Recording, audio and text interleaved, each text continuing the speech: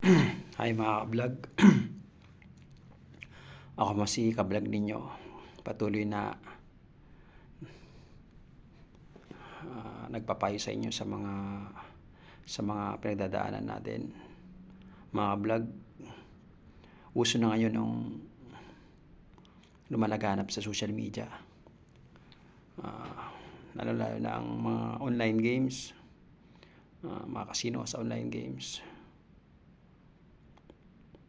Mga ka-vlog, sa hirap ng buhay minsan may mga kababayan tayo na mga ka-vlog tayo na umaasa sa swerte sa sugal. Sa totoo lang ka-vlog,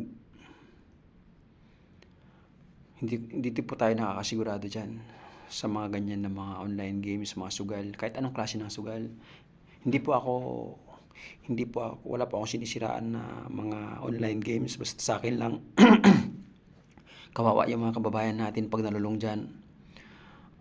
Iwasan po natin yan mga ka-vlog, na magkaroon tayo ng interest dyan na maglaro ng mga online games, mga casino sa online. Kasi imbis na pambili natin ng pagkain ng pamilya natin, bigas, mga pangangailangan, napupunta lang sa sugal. Pag natalo tayo, wala tayong ipang suporta sa ating pamilya. Mas maganda ka-vlog, maghanap na buhay na lang tayo ng marangal. Umasa tayo sa kunting kita natin. Huwag tayong umasa sa sugal para hindi tayo malulong dyan. Kasi mga ka-vlog, marami ng mga nalululong dyan. Walang mayaman, walang mahirap, sugal. Okay lang siguro yung mga mayayaman kasi meron silang pang-suporta. Pero tayong mahihirap, kulang po ang ating kinikita, tapos haluan pa natin ng mga ganyan na mga sugal. Hindi po ako nakikialam sa mga tao na nagsusugal, pero ako ay concern lamang po sa mga nangyayari. Kasi marami na po ang nasira sa sugal. Unang-una po yung mga nabalitaan natin noon na nagpakamatay na siya kasi wala na siyang may pangbabayad sa mga utang niya.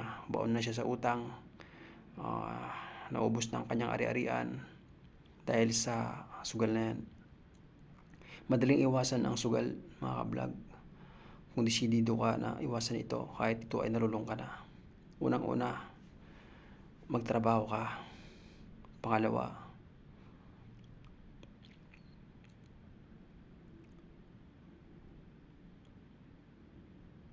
kausapin mo yung mga kapamilya mo, lalabas kayo, magbanding kayo, lumapit kayo sa Panginoon para tuloy-tuloy kayo makarecover sa sugal na yan. Dapat malakas ang determinasyon mo na labanan yan pag nalululong ka na. Sa ngayon kasi mga vlog, marami na nalululong sa mga online games, casino.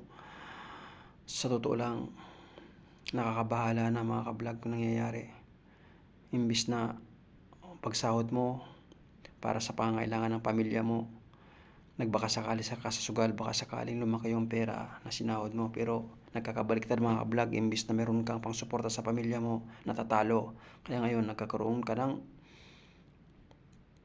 utang, kaya mabaon ka sa utang hanggang sa hindi ka pa rin tumitigil, hanggang sa malululong ka na.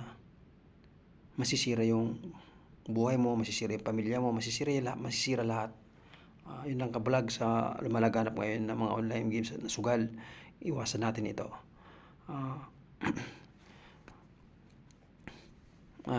Maraming salamat po pala mga ka-vlog. Sana suportahan niyo po ako sa aking maliit na channel.